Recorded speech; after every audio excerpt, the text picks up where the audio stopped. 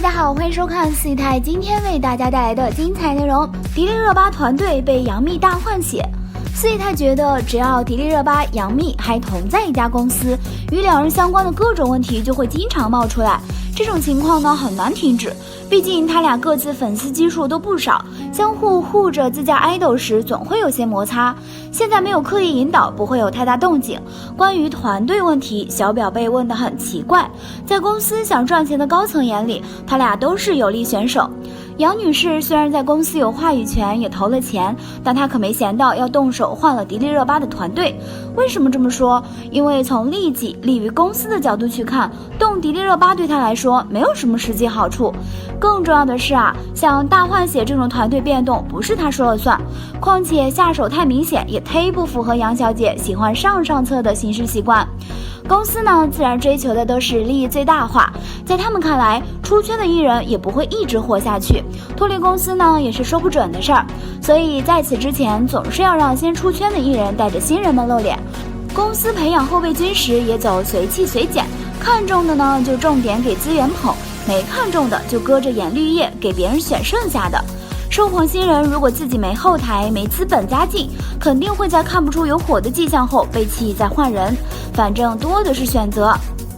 朱一龙新戏变凉凉。之前呢有观众来问朱一龙新戏的消息，目前了解到的与之前有变动的重启这部作品，片方原本是计划尽快播出的，可惜没什么机会了，所以今年年内想看的就捂着自己凉凉的心，再耐心等待明年的消息吧。其实呢，四姨太发现朱一龙不仅挑戏和角色，在受邀综艺上面也比较挑节目类型。挑不是指他眼光高看不上某些节目，这是指他更注重节目内容有没有吸引他的地方，不会因为有很大热度和话题就盲目接下。所以之前朱一龙都基本不考虑接触综艺常驻这方面的资源。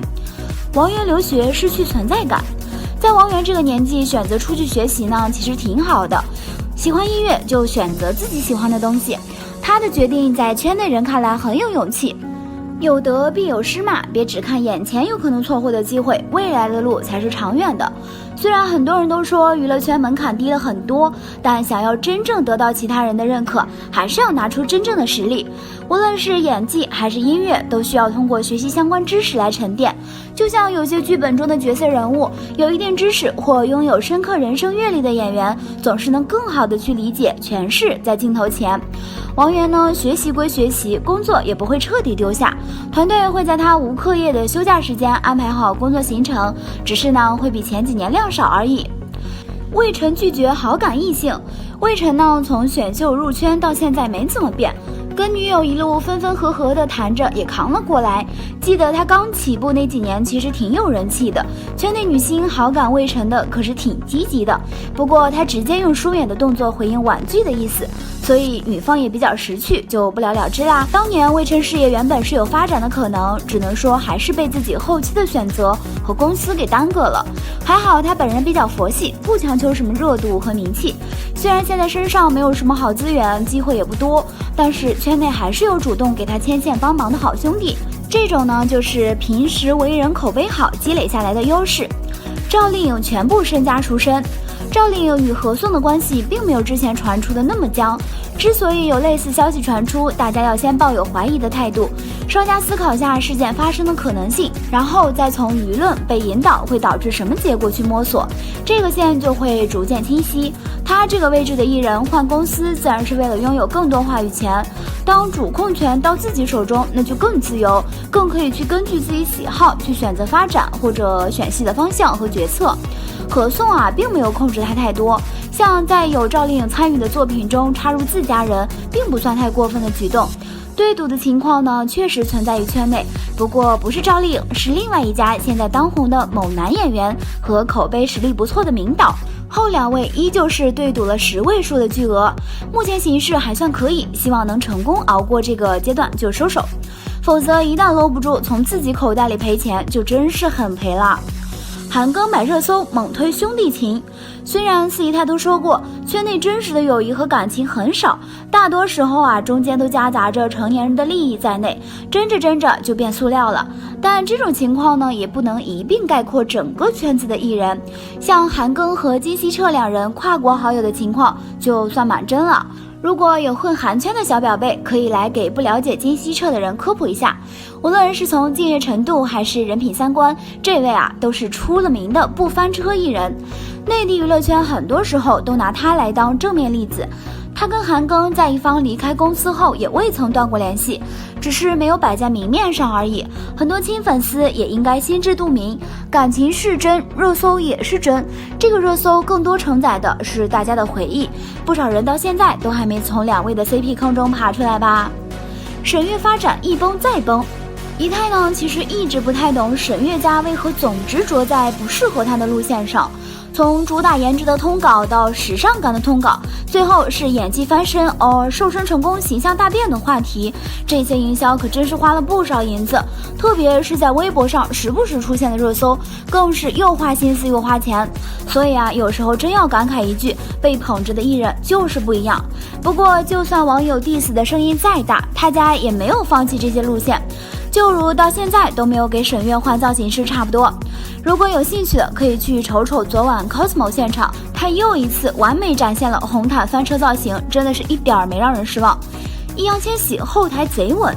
易烊千玺本身是亲阿里系的，自然算是有稳稳的后台。现在有代表作品出来后，圈内前辈呢也大都另眼相看，所以惜才的自然也愿意推一推他。比如某实力男星私下聊天时就提过，看完电影后他才真正去看了下易烊千玺的资料，以后如果有机会愿意跟他合作一次。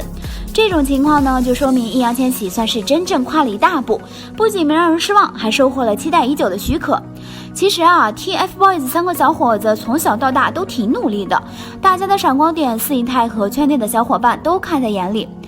郑爽分手伤情，张翰求复合。姨太是没想到啊，都这么久过去了，仍然还未从这对前明星情侣的滤镜中走出来。前阵子因为上综艺时，吴磊和阚清子因为节目环节问题闹出了小矛盾，张翰在劝说时用了把女生看作小女孩这类句子，收获了不少网友的好感。之后在郑爽被爆出与男友分手的消息时，张翰那边却因为深夜发了条微博，结果被少数网友引导为是在对前女友的喊话，内容提及愿小女孩们得到宠爱，所以还有人开始猜测这个小女孩就带着安抚的意思。这一来二去的还勉强给联系起来了。四姨太觉得每个人想法不同，理解也不同，如果不往这上面碰，其实张翰的微博内容更像是给粉丝写的，毕竟这么突然就安抚已断联系多年甚至分手后期闹得很不愉快的前女友，未免手伸得太长了吧。王宝强躲避宣传期。王宝强自家丑闻呢，天下皆知。他每次在镜头前出现，难免会勾起网友的回忆。更烦的是，跟狗皮膏药一样的恶劣前妻，总会利用各种机会碰瓷上话题。就算得到外界的同情，同时也丢了脸面。所以事发后，他就有意躲开除拍戏以外的工作安排。但接下来还是会配合春节档新戏上节目做宣传的。之前快本那边就定下了《唐人街探案》剧组主角时间，如临时变动，本月月底将录制一期节目，刘昊然、王宝强等人都会参与。成龙因伤退休在即。以成龙现在65岁的年龄，确实不太适合继续武打戏份，特别是多年累积下来的新旧伤，遗留的病痛啊，真的不少。但退休对于这位工作狂前辈来说还有些早，他可没外界看着那么佛系，人家的故事也很多呢，钱呢该赚还得赚。前两天成龙才宣布了自己有4部新片计划，其中包括了已经制作7年的动画电影《神秘电影大帅》，立项多年，即将在墨西哥开机的中外合拍片《防弹特工》，传了很久的《12生肖2》，这些呢都将陆续启动开工。这些作品加上2020年春节档的2部电影，成龙手上还有6部已定作品，再加上未定的《尖峰时刻4》和《上海正午3》，如果后面也排上日程，那可真是轮选式工作频率。内容会不会让人失望，就别预估了。反正现在成龙的作品更多的是冲着他的名字，很多明知老演员在吃老本，可也依然愿意买单。好啦，今天的视频呢就分享到这里啦。如果喜欢四姨太的视频，就请多多订阅和关注。四台每天都会更新精彩娱乐资讯哦。